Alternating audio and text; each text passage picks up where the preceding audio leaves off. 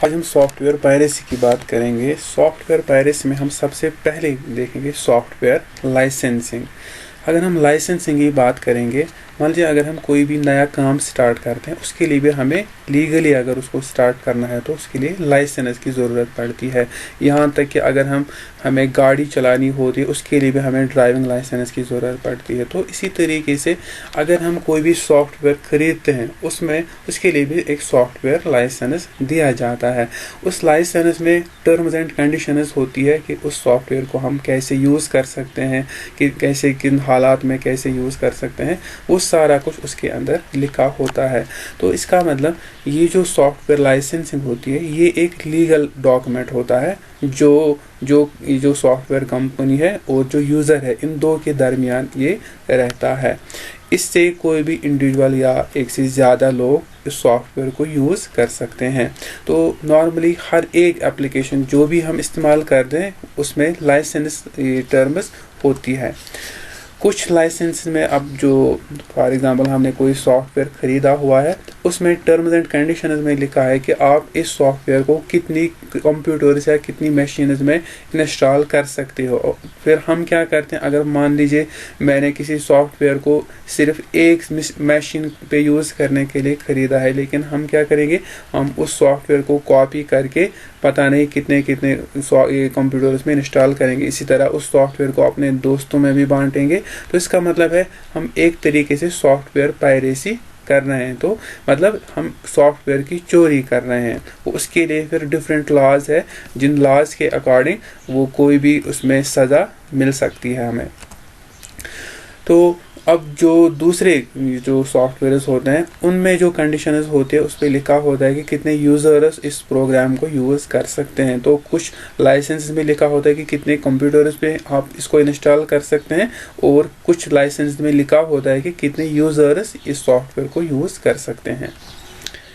उसके बाद इसमें different types of software licences होते हैं। सबसे पहले रजिस्टरवेयर है, शेयरवेयर है, फ्रीवेयर है, ओपन सोर्स, डेमोवेयर और अबंडनवेयर। इन चीज़ों को हम यहाँ पे पहले डिस्कस करेंगे। सबसे पहले हम देखेंगे रजिस्टरवेयर। जब भी हम ऐसे सॉफ्टवेयर को इंस्टॉल हमें करना पड़े, सबसे पहले हमें इसके लिए रजिस्ट्रेशन करनी पड़ती है, अपनी पर्सनल इंफॉर्मेशन देनी पड़ती है, तब जाके ये सॉफ्टवेयर को हम डाउनलोड कर सकते हैं। उनके बगैर, ये रजिस्ट्रेशन के बगैर ये सॉफ्टवेयर हम यूज़ नहीं कर सकते, ना ही डाउनलोड हो सकते। इसके बाद है शेयरवेयर और डेमोवेयर। ये ऐसे सॉफ्टवेयर होते हैं जो कि कॉपीराइटेड होते हैं किसी प्रॉपरेटर के से, लेकिन इनकी जो ये फंक्शनैलिटी है, जब भी हम इनको ये डाउनलोड करते हैं या किसी से कॉपी करते हैं, इनकी लिमिटेड फंक्शंस होती है। अगर हमें इसको फुल फ्लेजेड लेना होता है, फिर हमें इसको परचेज करना पड़ता है। नॉर्मली हर एक कंपनी ऐसे ही कोई भी सॉफ्टवेयर वो 1 मंथ के लिए ट्रायल वर्जन पे रखती है। उसके बाद अगर किसी को यूज़ करना है, उसको वो सॉफ्टवेयर परचेज करना पड़ता है। उसके बाद है फ्रीवेयर। ये freeware totally free of cost होता है। इसमें हमें कोई भी फ़ी, कोई भी पे, कोई भी ये इसमें चार्जेस नहीं देने पड़ते हैं।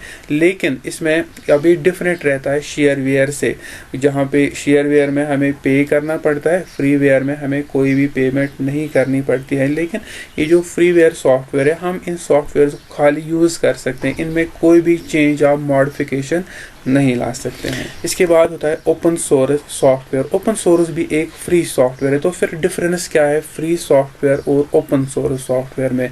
फ्री सॉफ्टवेयर में मैंने अभी बोला, फ्री सॉफ्टवेयर को हम फ्रीली यूज़ कर सकते हैं, लेकिन उसमें कोई भी मॉडिफिकेशन नहीं ला सकते। अब जो ओपन सोर्स सॉफ्टवेयर होते हैं, इनमें एक तो ये फ्री हम यूज़ कर सकते हैं, और दूसरा इसमें हम कोई भी इसके जो कर्नल होता है, मतलब जिसकी ये सोर्स कोड इसका होता है, उसमें हम कोई भी चेंज ला सकते हैं, अपनी रिक्वायरमेंट के मुताबिक उसको बना सकते हैं।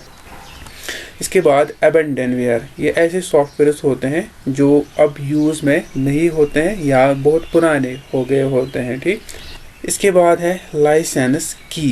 ये लाइसेंस की एक पैटर्न होता है नंबर्स का या लेटर्स का। जब भी हम कोई भी लाइसेंस्ड प्रोग्राम या मतलब हम कोई नया ये सॉफ्टवेयर खरीदते हैं, तो जिस कंपनी से हम उस सॉफ्टवेयर को खरीदते हैं वहाँ से जब हम लीगली इसको खरीदेंगे तो वहाँ पे हमें एक लाइसेंस की मिलती है, जो जब हम उस सॉफ्टवेयर को कंप्यूटर के अंदर इंस्टॉल करेंगे वो लाइसेंस की हमें वहाँ पे प्रोवाइड करके उसके बाद वो उसमें हम काम कर सकते हैं। उसके बगैर ना ही वो रजिस्टर हो सकता है, ना ही हम उसके बगैर उसमें काम कर सकते हैं। तो इसका मतलब है ये जो लाइसेंस की होती है इससे हम इलीगली कॉन्ट्रैक्ट में चले जाते हैं उस कंपनी के साथ जिससे हमने उस सॉफ्टवेयर को खरीदा हुआ है।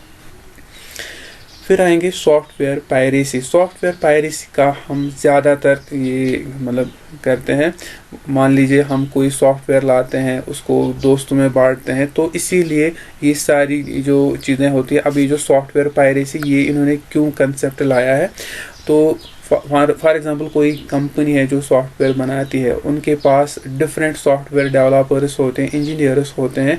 उनको एक सॉफ्टवेयर बनाने में कभी कभार सालों लग जाते हैं, महीने लग जाते हैं, और उनको वो जो सॉफ्टवेयर डेवलपर्स मैन पावर होते हैं वहाँ पे उनके लिए भी बहुत ज़्यादा पे उनको देना पड़ता है। अगर आप किसी सॉफ्टवेयर डेवलपर को देखेंगे नॉर्मली उसके सारे बाल जो है ना वो सारे जड़ चुके होते हैं, क्योंकि ये जो सॉफ्टवेयर है ये मतलब मामूली बात नहीं है। ये ऐसे प्रोग्राम्स बनाए जाते हैं जिनसे हमें बेजान मशीनों से बात करनी पड़ती है। तो इसीलिए इसमें एक छोटी गलती पूरे प्रोग्राम को रन करने से रोक लेती है। इसीलिए इसमें ये जो मेहनत है वो बहुत ज़्यादा लगती है। तो एक तो इसमें ये जो मैन पावर है बहुत ज़्यादा लगता है, इसका मतलब है इसमें जो पैसे हैं जो कंपनी इसमें बनाती है लगाती है वो बहुत ज़्यादा ह्यूज अमाउंट बन जाता है। तो इसीलिए इसके लिए फिर बहुत सारे रूल्स बन गए हैं।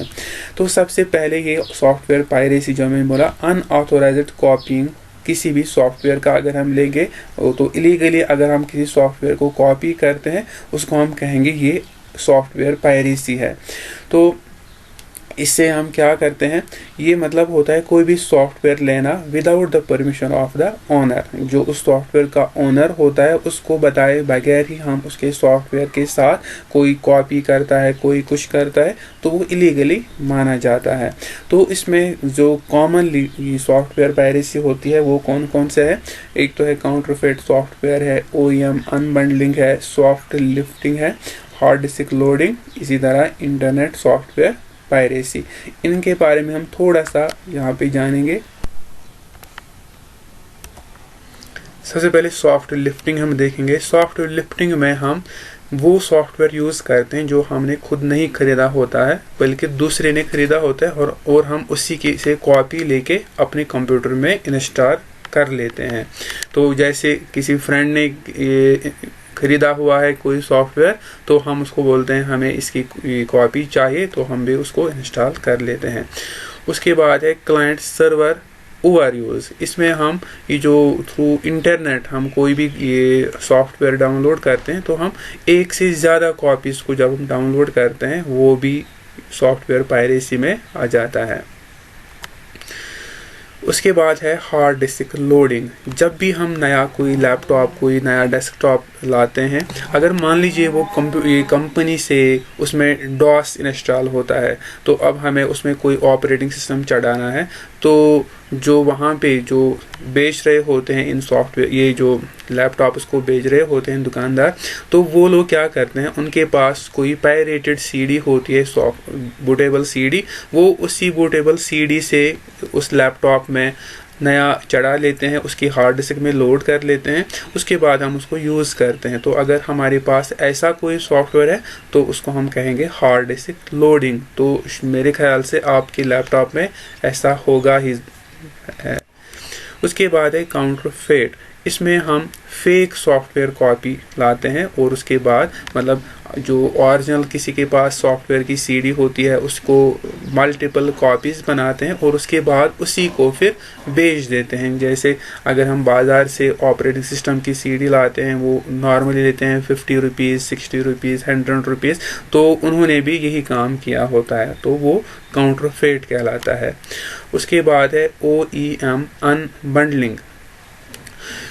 OEM ओरिजिनल इक्विपमेंट मैन्युफैक्चरर्स होते हैं। जैसे कि मान लीजिए मैंने कोई प्रिंटर लाया है, उसके साथ कोई ड्राइवर CD है, तो वो लोग क्या करते हैं, उस ड्राइवर CD को अलग से बेच देते हैं और हार्डवेयर जो प्रिंटर है उसको अपने रेट पे बेच देते हैं। इसका मतलब वो जो सॉफ्टवेयर CD है उसका जो कॉस्ट था वो इंक्लूड होता था प्रिंटर में ही, लेकिन उन्होंने क्या किया, उन्होंने उसको इंडिविजुअली बेच के सॉफ्टवेयर पायरेसी को में आ गए वो लोग। तो थैंक यू फॉर वाचिंग। आज के लिए फ़िलहाल इतना ही है। तो अगर आपको ये वीडियोस पसंद आ रहे हैं तो आप इस चैनल को अगर सब्सक्राइब अभी तक नहीं किया है, इसको सब्सक्राइब कर सकते हैं और कभी कभार लाइक भी किया कीजिए, ताकि हमें इसमें थोड़ी सी जो